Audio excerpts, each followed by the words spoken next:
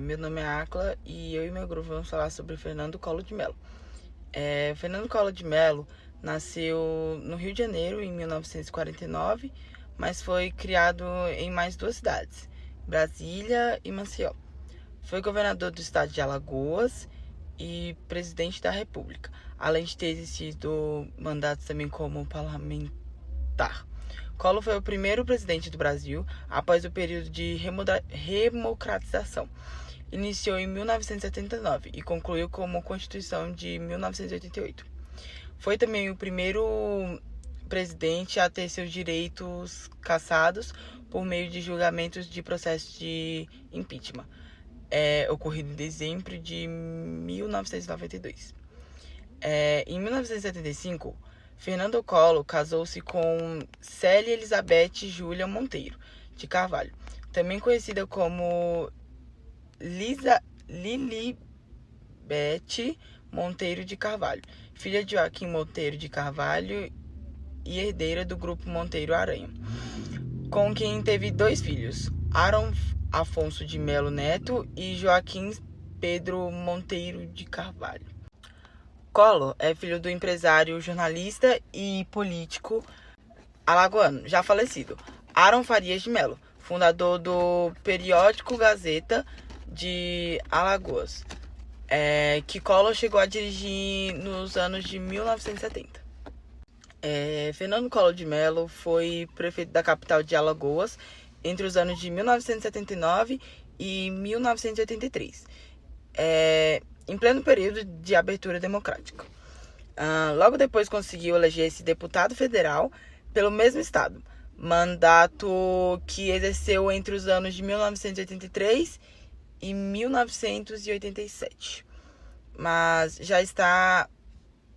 já em 1986, ele deu início à sua campanha do governo de Alagoas, valendo-se a Gazeta de Alagoas para criar uma imagem para que ele daria projeção nacional à imagem do caçador de Marajás.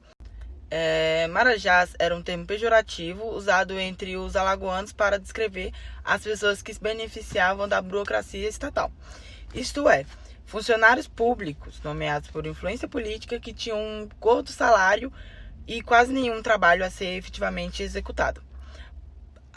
Para concorrer às eleições diretas para a presidência, Collor emplacou sua candidatura pelo PRN, Partido da Reconstrução Nacional, e aliou-se à ala liberal e progressista da política brasileira da época, contra as candidaturas de esquerda representadas principalmente pelos nomes de Leonel Brizola, do Partido Democrático Trabalhista, PDT, e de Luiz Inácio Lula da Silva, do Partido dos Trabalhadores, PT. Collor foi para o segundo turno com Lula e acabou vencendo com 53% dos votos contra 47% do adversário.